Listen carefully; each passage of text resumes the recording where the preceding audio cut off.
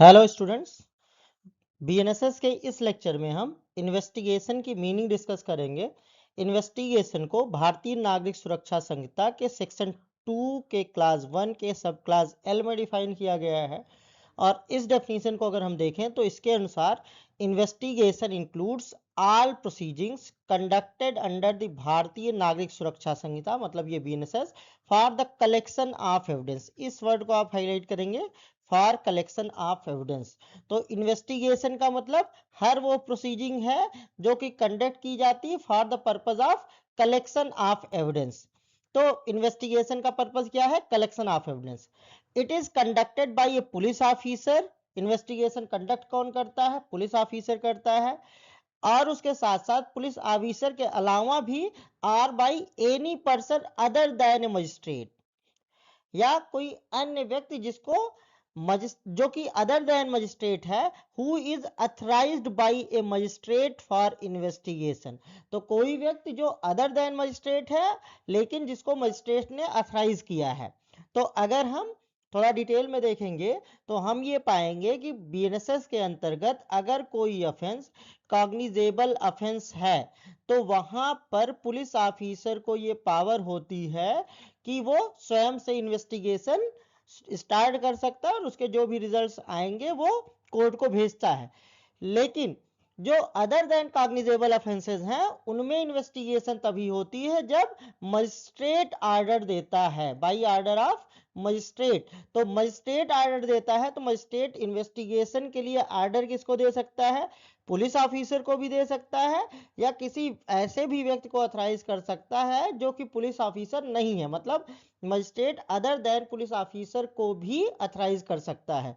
तो कोई भी कार्यवाही बीएनएसएस के अंतर्गत चाहे किसी पुलिस ऑफिसर द्वारा की गई जा रही हो या मजिस्ट्रेट द्वारा ऑथराइज किसी अन्य पर्सन द्वारा की जा रही हो, अगर उसका पर्पस एविडेंस कलेक्ट करना है तो वो इन्वेस्टिगेशन कहलाती है। लेकिन इन्वेस्टिगेशन मजिस्ट्रेट नहीं करता है। मजिस्ट्रेट अगर कोई प्रोसीडिंग करता है इस संहिता के अंतर्गत तो वो इन्वेस्टिगेशन नहीं कहलाती है।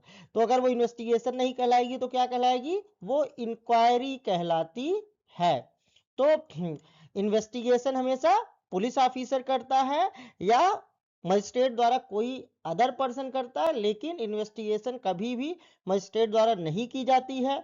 मजिस्ट्रेट इस भारतीय नागरिक सुरक्षा संहिता के अंतर्गत या कोई जुडिशियल मजिस्ट्रेट या उससे हायर रैंक का कोई जुडिशियल ऑफिसर या जज जो काम करता है वो या तो इंक्वायरी होती है या तो ट्रायल होता है।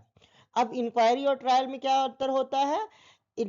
प्रैक्टिकली चार्ज फ्रेम होने के पहले की जितनी भी कार्यवाहियां होती हैं वो सब इंक्वायरी में आती हैं, और चार्ज फ्रेम होने के बाद की जो कार्यवाहियां होती हैं वो ट्रायल में आती हैं। तो कभी कभी क्वेश्चन आपसे पूछा जाता है difference between investigation and inquiry. तो इन्वेस्टिगेशन और इंक्वायरी दोनों में डिफरेंस भी यही होता है कि इन्वेस्टिगेशन कोई पुलिस ऑफिसर या पर्सन अथराइज्ड बाय मजिस्ट्रेट करता है, लेकिन इंक्वायरी हमेशा मजिस्ट्रेट द्वारा की जाती है।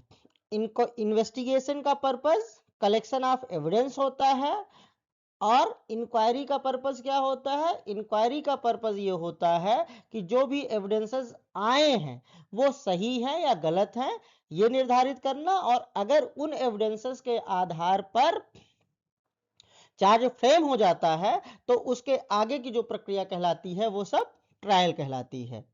तो इस इन्वेस्टिगेशन में इतना ही। मिलते हैं नेक्स्ट लेक्चर में। Thank you.